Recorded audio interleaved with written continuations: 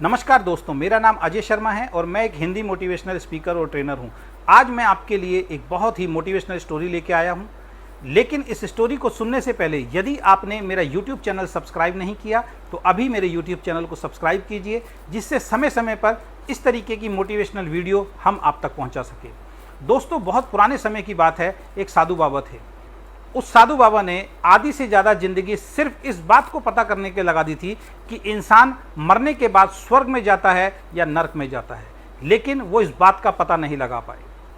इस बात का पता लगाते लगाते एक दिन वो एक गांव में पहुंचे। उस गांव में एक शमशान घाट के पास एक बरगद का पेड़ था। उस बरगद के पेड़ के पास साधु बाबा ने अपनी कुटिया बना ली। पेड़ से कुछ ही दूरी पे एक मोची बैठा करता था, जो लोगों के जूते सिलने का काम किया करता था। अगले दिन जब बाबा ध्यान में मग्न थे तो एक शव यात्रा वहां से निकली। उस शव यात्रा को देखते ही मोची अपने 10 साल के बेटे से बोला कि बेटे, जाके देख ये इंसान स्वर्ग में गया या नरक में गया। ये बात सुन के बाबा जी का ध्यान भंग हो गया और वो इंतजार करने लगे। 1 घंटे बाद मोची का बेटा वापस आया और आके अपने पिताजी से बोला कि ये इंसान नरक में गया है। ये बात सुन के साधु बाबा को बड़ा आश्चर्य हुआ, लेकिन वो मोची से कुछ पूछ नहीं पाए। लेकिन उस रात वो सो भी नहीं पाए। अगले दिन फिर वही हुआ। बाबा जी ध्यान में मग्न थे। फिर एक शव यात्रा निकली। मोची ने अपने बेटे को बोला कि बेटा देख, ये आदमी स्वर्ग में गया या नरक में गया। 1 घंटे बाद उसका बेटा फिर वापस आता है, अपने पिताजी से बोलता है कि पिताजी, ये इंसान स्वर्ग में गया। अब साधु बाबा बड़े परेशान हो जाते हैं, उनसे रहा नहीं जाता और वो गुस्से के अंदर मोची और उसके बेटे के पास जाते हैं और गुस्से में मोची और बेटे को बोलते हैं, क्या तुम दोनों ने मुझे पागल समझ रखा है, जो तुम मुझे यहाँ पागल बना रहे हो। मोची घबरा जाता है और बाबा के सामने हाथ जोड़ के बोलता है कि साधु महाराज, हमसे कोई गलती हुई है क्या। साधु बाबा बोलते हैं, गलती नहीं, बहुत बड़ी गलती हुई है।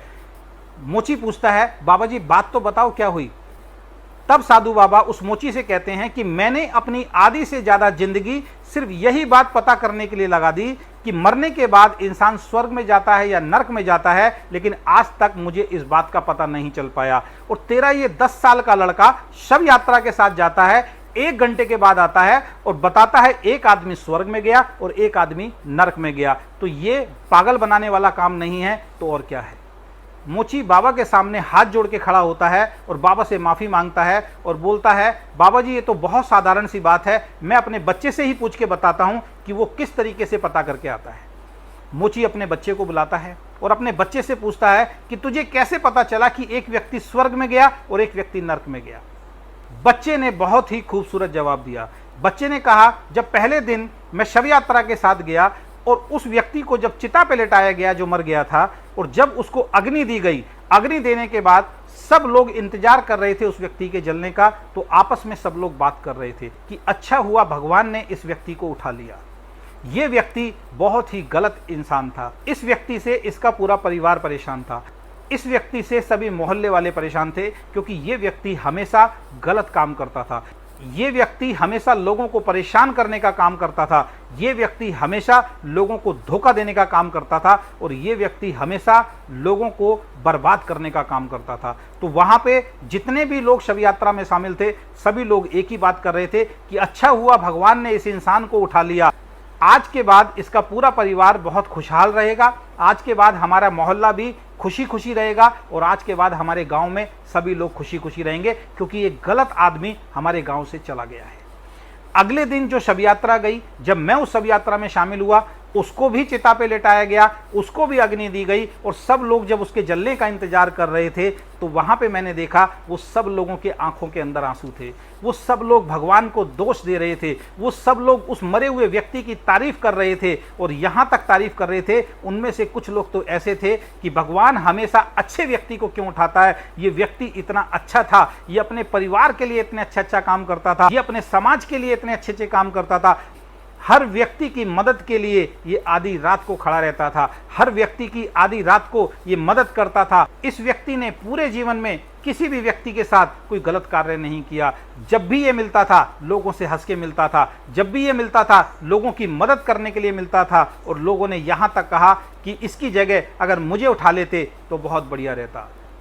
तो मोची ने बाबा जी से एक ही बात बोली कि बाबा जी, इसके अंदर कोई बहुत बड़ा रहस्य नहीं है, सिर्फ एक छोटी सी बात है, जो व्यक्ति जैसे कर्म करता है उस व्यक्ति को वैसे ही फल मिलते हैं। जो लोग गलत काम करते हैं उसके मरने के बाद लोग उसकी बुराई करते हैं, लेकिन जो लोग अच्छे काम करते हैं उनके मरने के बाद लोगों को दुख होता है और लोग उनकी बड़ाई करते हैं। साधु बाबा ने हाथ जोड़ के मोची से और उसके बच्चे से माफ़ी मांगी और उनको एक बात बोली कि जिस चीज़ के लिए मैंने आधी से ज़्यादा ज़िंदगी लगा दी, आपने एक क्षण के अंदर मुझे वो राज बता दिया, आज मैं धन्य हो गया। दोस्तों, इस कहानी से क्या मैसेज मिलता है? इस कहानी से हमें और आपको क्या मैसेज मिलता है कि एक दिन जब हम इस दुनिया को छोड़ के जाएंगे, हमें भी चिता पे लिटाया जाएगा और हमें भी अग्नि दी जाएगी। वहाँ पे जितने लोग भी इंतजार कर रहे होंगे वो आपके और मेरे लिए क्या बात करेंगे। अगर वो आपके और मेरे लिए गलत बोलेंगे तो हमारा पूरा का पूरा जीवन व्यर्थ है, लेकिन उस अंतिम यात्रा के अंदर अगर उन लोगों की आंखों में आंसू होंगे, वो लोग अगर ये बात बोलेंगे कि ये जो इंसान गया है ये बहुत अच्छा इंसान था, इस इंसान को अभी भगवान को उठाना नहीं था, अगर मरने के बाद भी वो हमारी और आपकी तारीफ करेंगे, तभी हमारा जीवन धन्य होगा। तो आपके और हमारे लिए यही मैसेज है कि आज से, अभी से हम ऐसा काम करें कि मरने के बाद लोग हमारी तारीफ करें, सब लोग हमारे बारे में अच्छा बोलें, सब लोगों के आंखों में आंसू हों। अगर ऐसा हुआ तो हमारा जीवन धन्य होगा, वरना हमारा जीवन व्यर्थ होगा। दोस्तों, अगर आपको मेरी ये वीडियो अच्छी लगी तो ज़्यादा से ज़्यादा इस वीडियो को शेयर करें। Thank you very much.